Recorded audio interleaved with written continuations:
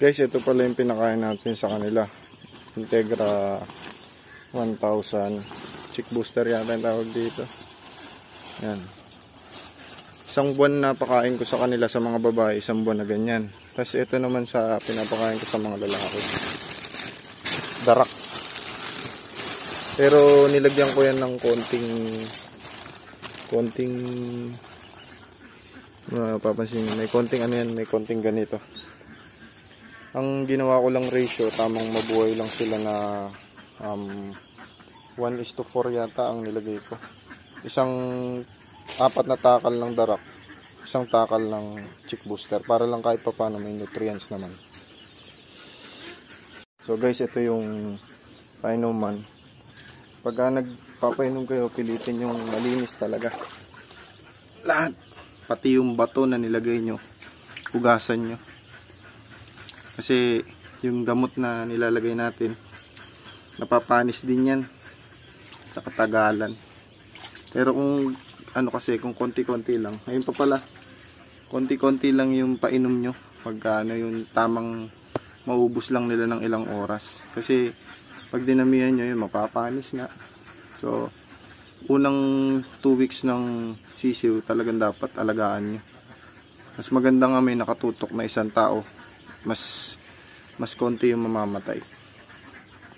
Kung kaya lang naman. Pero kung hindi kaya, yan. Ganyan, mga diskarte na lang na safe yung alaga nyong itik. Tapos, every 3 to 4 hours silipin nyo. Maaamoy nyo rin kasi pagka bumabaho yan. Kaya dapat talaga malinis. So, linisin ko muna pa itaw sa inyo. Yan na guys, nalagyan na natin ng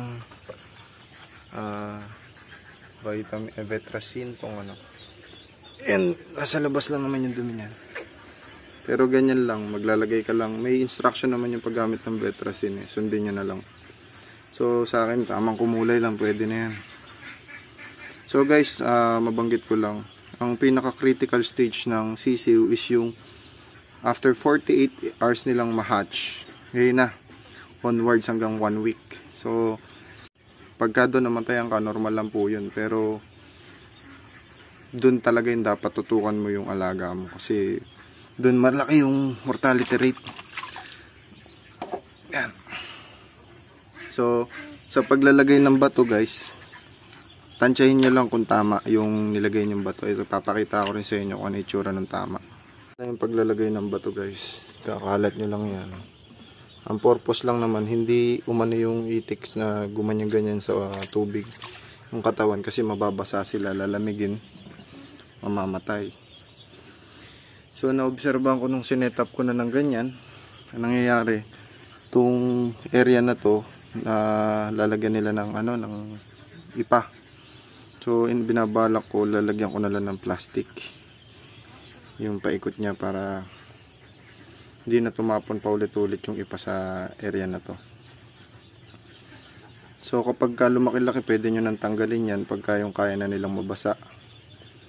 Mga after a week yun. Actually bukas baka pwede ko nang tanggalin yung mga pero lagi nyo pa rin na-obserbahan kasi makikita nyo naman sa sisiw kapag nabasa tas ng hina, ayun, problema yon. So wag nyo nang ulitin.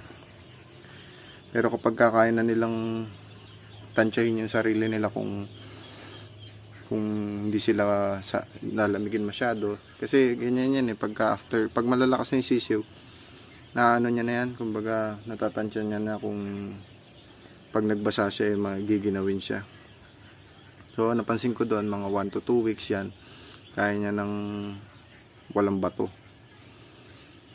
So sa paglalagay ng bato, tignan nyo rin kung mamaya sobra yung bato nyo, hindi makakainom yan. Pagka naman kulang, ayun nga, nababasa. So adjust na lang, kaya tamang pagka may alaga ang sisiw, monitoring talagang solusyon para hindi ka mamatayan. So ito guys, lagyan na natin to. Mamaya ako nalalagyan ng plastic, pero yun yung bala ko. Papalagyan ko ng plastic yung surround niyan para hindi magkaroon ng ipa. Iniinom na sila. Ito kanina, yan.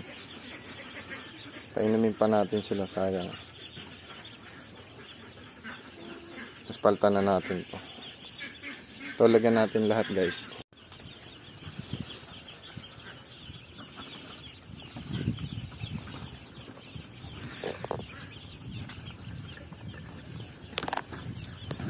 medyo mahirap mag-vlog, no.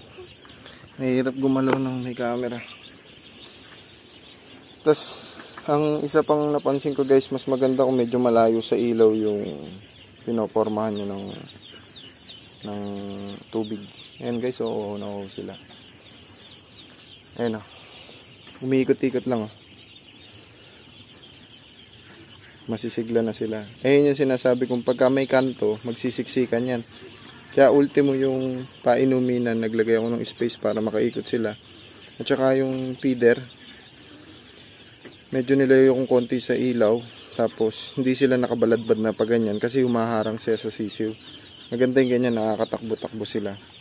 At least kung hindi natin alam may predator, hindi sila magkukumpulan. Kasi may chance din na magkumpulan sila dahil sa feeder, sa drinker, lahat ng nakaharang. May chance yan na makasagabal sa kanila. Magkaroon ng kumpulan o daganan. So iniiwasan talaga natin yun guys. Sa malakihan ganito guys, talagang pinagpupuyatan nila. Yung ginagawa nila, hinahalukay nila yung sisiw. Magdamag yun guys. Kailangan pakalatin nila yung sisiw kasi pag nagdaganan, yung nadaganan patay. Sa paglalagay din ng feeder, drinker, so feeder, obserbahan nyo, minsan kasi nadadaganan sila pag naguunahan. Yung bang paglagay nyo ng feeder, may nadaganan kayong paa, mamamatay din yun, kaya ingat-ingat lang. Talagang pag sisiw, maingat yung dalawan mo talaga. Kaya uho sila. Yan.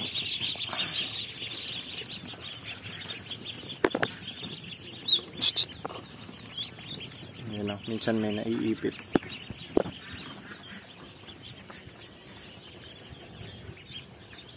So, yung first 1 week niya talagang mas maganda. Maubos nila lagi yung pagkain, makainom sila lagi. Talagang ad libitum. Kumbaga, talagang ibigay mo lahat. Kasi pagka maliit pa yan, malaking chance siya mamatay. Pero pag palaki na ng palaki, palit na ng palit yung chance na mamatay. Piliin nyo guys, yung matitigas ito, lambot to.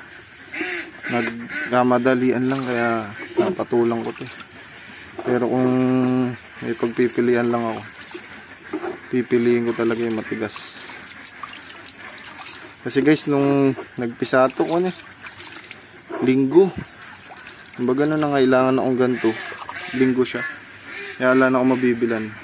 Kaya ang inisip ko naman, kaysa mabitin, kahit ano na lang meron. Kaya maganda talaga, advance yung galaw mo pag mag-aalaga ka. Nakaayos yung kulungan mo. Lahat. Feeder, drinkers, kulungan. Nakasetup na para hindi ka magaya sa akin na nahihirapan sa mga gamit.